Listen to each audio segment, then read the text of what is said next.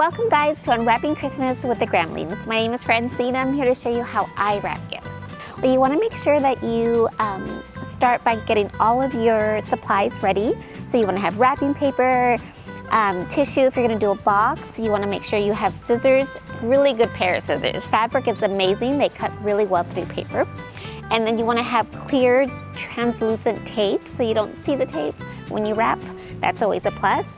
And I found this amazing gift wrap cutter where you don't have to worry about finding your scissors. It just actually goes on your wrapping paper and you never lose it and you always have it. So that's really awesome. So you want to make sure you have all of your supplies ready before you start.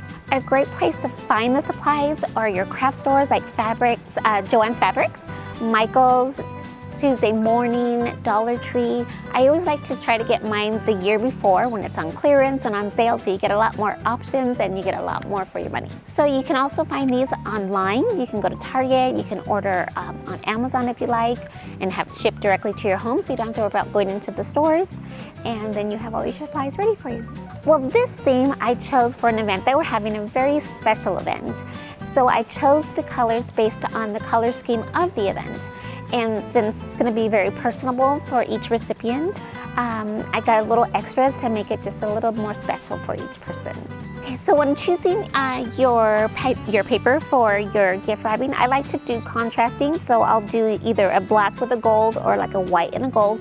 So it doesn't look, too redundant, and it makes it a little special for each person, so it doesn't look like the same. So that's always helpful, and you can add a little extra different accessories to also make it more personal. When you're choosing a gift for any particular person, and especially a little kid, you just want to make sure that it's very personable. It's based on what they like, their favorite color, maybe their favorite group or their favorite TV show. That's always helpful. And that way they know it's specific for them, and you put a lot of extra thought into it. And it just makes it a little bit more exciting for them to open when they're receiving it. So how we wrap and what we start off with, of course, is if you're wrapping a boxed item. If you have an item such as this reindeer, Rudolph, you want to make sure you put it in a box, so that way it makes it a little bit more cleaner when you're wrapping, and you're also giving the gift. You can also do a bag if you like, but I'm really into boxes because the kind of box that you purchase can also be part of the gift. That's always a favorite of mine as well. So every part is a gift. From the wrapping paper where it's, if they unwrap nicely, they can always repurpose and reuse. Ribbon, get the best quality ribbon that you absolutely can, because that's also something that can reuse, and it's a great bookmark, so I really like that. And of course, any extras that you do, they can do it on their tree or give it also as a gift.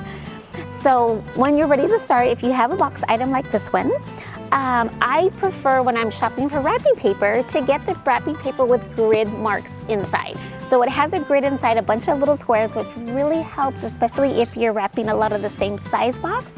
You can kind of, do a mass assembly line of, cutting your paper out, so then you have them and it kind of speeds up the process. So this one I counted out, and I was able to cut a couple of pieces because I have a lot of these boxes to wrap. So you just kind of count, up and down, diagonal, horizontal, and you cut your paper. And then you want to make sure that you have your clear tape. So you want to position your box in the middle of your gift wrap, so that way your ends and your sides are even. So when you're wrapping, you don't have a lot of excess in one part. So you get your clear tape. The first one you don't have to bend it or tuck it in like I normally do. So this one you can just tape as is. Then you get your other part, and this one, because it's the outside, you want to pull it as tight as you can so it looks as crisp as possible. And then you want to give it a little tuck so it looks very flush and it looks professional. So it takes a little bit of time. Good gift wrapping takes a little bit of time. So you want to do that. And then you want to, again, pull as tightly as you possibly can without ripping the paper. And then you get your translucent tape, and you tape it, and then you start to push this side down. A lot of people have different ways of wrapping. This has always been my favorite. Gives myself some crisp edges, and it's pretty quick. So then you want to tape in places that you're not going to see it as much as possible. And again, when you're folding your paper, you want to make sure you press it down so you get a crisp, clean, flat edge. As much as possible.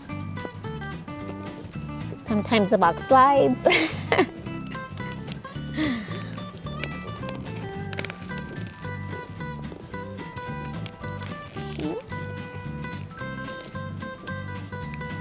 Sometimes you have to make little adjustments, fold a little extra. This one, I'm gonna hold this one down and I'm gonna put a tape in here.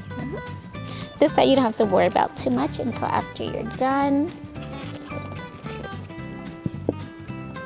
Sometimes it could be a two-person job.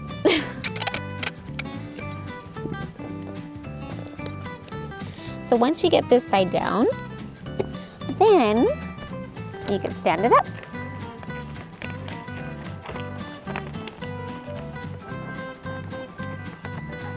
Do the same as the other side. For me, the thicker the wrapping paper, the better. I prefer a little thicker. It holds better.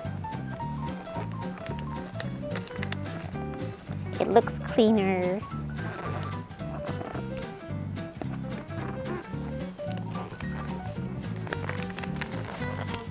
And just pull, flatten.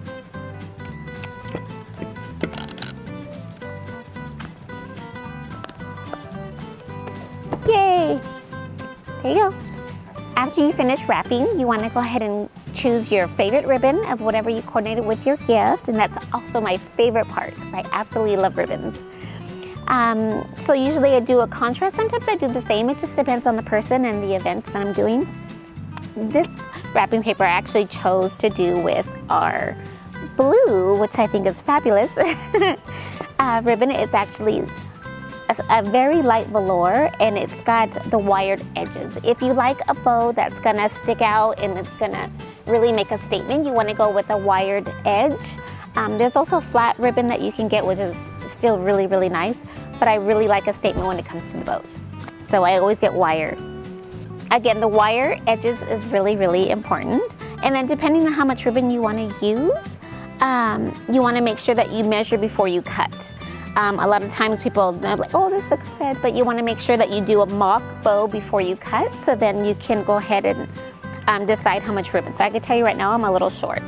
So then I would make adjustments, and I'm all about a bow, so I am very generous when it comes to my bows. And again, these can be repurposed and reused. I love them for bookmarks. If you cut a nice little piece and they go perfect in a book, if you're giving a book for a gift, that's a really nice way to add a little extra something to it. I've used them for my hair. I've used them as a belt. I've used them for everything.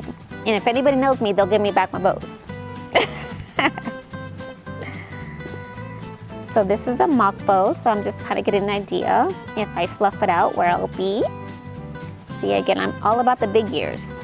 So I know just based off of this that I'm gonna need a little extra, so then I will cut down here. And again, our fabric scissors as best as possible because they cut amazing and they cut through the wire edges if you get that. So again, I measured and I figure I would need a little extra. So then I just cut straight across. And put that aside. And then I'm gonna readjust this one. So then you just wanna make sure that you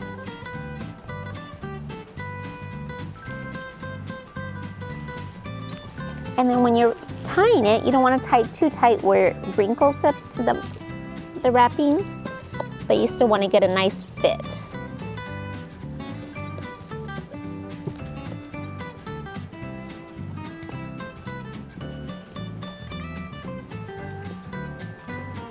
And then when you're making the bow, you just want to make sure that there's two sides to a bow. So usually the nice side, you want to make sure that you tuck in, kind of like when you're tying your shoe.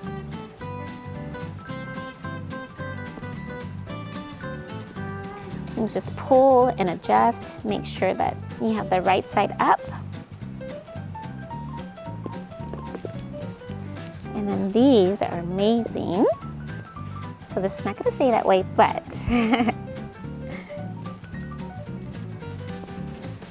And then, so your edge, you have a blunt cut here. You can do it two ways. I prefer to get the two pointy edges. So then you cut a triangle and it gives you an edge, pointy edge, which always looks very classy. Cut the little excess off. Or if you like, you can just do one side and cut at a slant. And you could do it that way if you like. Oh, this way. So you can do the slanted edge or you can do the 2 points, which I really, really like. So this is going to be adjusted. It's going to be adjusted a little bit more because I'm going to add my accessory, which I had got these amazing little clip-on flowers that you can get anywhere. Dollar Tree is a really good place for them. Michael's, Tuesday Morning, Joanna's Fabrics. And then I just kind of adjust it. And it's a clip-on, so it can go anywhere, even the hair. I'm all about an accessory. So you can clip it on, you can make adjustments.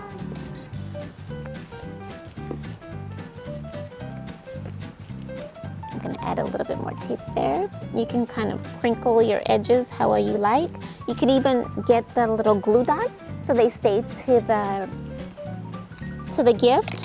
Or you can get your tape, make a little circle, put it here underneath, and then your ribbon will stay in place. So it kind of looks like a very fancy Hallmark gift. This is how I wrap my gifts. I hope you got some helpful tips on places to go and things that you may need to wrap your beautiful gifts and make it a little bit more personable and get your special bows. I hope you enjoyed our time together and learning how I wrap my gifts. I hope you got some helpful tips to help you this holiday season, and we'll see you next week.